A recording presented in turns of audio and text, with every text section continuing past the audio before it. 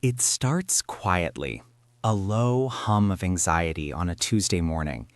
It's the feeling that the clock on the wall isn't just ticking forward, it's ticking down. This is the silent panic of midlife. It's not the flashy red sports car or the drastic career change you see in movies. It's the internal, unspoken fear of running out of time, of becoming irrelevant, of looking in the mirror and not recognizing the person you thought you'd be by now. It's a profound, personal reckoning that we rarely, if ever, talk about out loud. This feeling isn't just you being dramatic. It's your brain, physically and chemically recalibrating. For much of your life, your perspective is based on the years you've lived. But somewhere in your 40s or 50s, a switch flips. You start thinking in terms of the years you have left. Neurological research shows this isn't just a psychological shift. The brain itself is changing. For women, declining estrogen during perimenopause affects systems that regulate sleep, mood, and even cognition. For everyone, there's increased activity in parts of the brain like the prefrontal cortex, which handles emotional regulation. Your brain is essentially forcing an audit. It's asking, is this it? Is this the life we're sticking with? This biological prompt forces you to confront the ghosts of your past ambitions. And that's where the pressure of unfinished dreams comes in.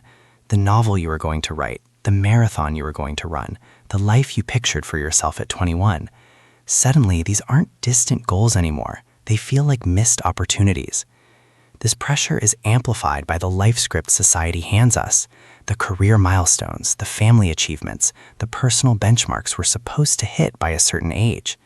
When your reality doesn't match that societal blueprint, it can feel like a personal failure. This creates a painful gap between your expectations and your reality, a disappointment that can curdle into a deep sense of regret. The COVID-19 pandemic threw this into sharp relief for many. A King's College London study found that for adults over 50, the pandemic triggered a kind of second midlife crisis, with psychological distress hitting unprecedented levels as the world stood still, forcing everyone to sit with their thoughts and their lives as they truly were.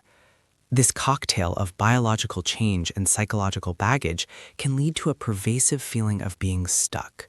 You feel trapped in routines, in a job that pays the bills but doesn't feed your soul, in roles that no longer fit. The psychologist Erik Erikson framed this as the core conflict of middle adulthood, generativity versus stagnation. Generativity is the drive to contribute to the future by raising children, mentoring younger colleagues, creating something that will outlast you. It's about making your mark. Stagnation is the opposite. It's the feeling of being disconnected, unproductive, of running in place while life moves on around you. It's a quiet existential dread that your life isn't adding up to anything meaningful, and nothing makes you feel more stagnant than looking at the generation coming up behind you. The comparison to people younger than you can be brutal. You see their energy, their open-ended futures, their fluency in a world that feels increasingly foreign. It feeds the fear of becoming obsolete. In a culture that worships youth, aging can feel like a slow march toward irrelevance. But here's where the story gets a fascinating twist. Recent large-scale studies are finding that the old unhappiness hump of midlife might be disappearing. In fact, some data now suggests that younger people are reporting the highest levels of anxiety and depression, and that our sense of mental ill-being actually tends to decline as we move through life. This doesn't erase the anxiety of midlife, but it reframes it. Perhaps this period isn't a predetermined valley of despair, but something more complex. Maybe that feeling of panic isn't a symptom of decline, but a call to action. That call to action, however, often comes with one final complicated emotion: guilt. The guilt of wanting more. You have a family, a career, responsibilities. How can you justify wanting something different? Something more. The desire to pivot, to start a new chapter, can feel profoundly selfish, a betrayal of the life and the people you've committed to. This internal conflict between responsibility and personal aspiration is perhaps the most silent part of the panic. We're so afraid of being judged for wanting to change the script that we don't even admit it to ourselves. But reconciling this isn't about choosing between your duties and your desires. It's about integration. It's acknowledging that pursuing personal growth isn't a selfish act. It's essential for your well-being, which in turn benefits everyone around you. It requires open conversations and a healthy dose of self-compassion, treating yourself with the same kindness you'd offer a friend who confessed these same fears to you. Ultimately, the silent panic of midlife is not a death sentence. It's a signal. It's a profound biological and psychological invitation to stop running on autopilot.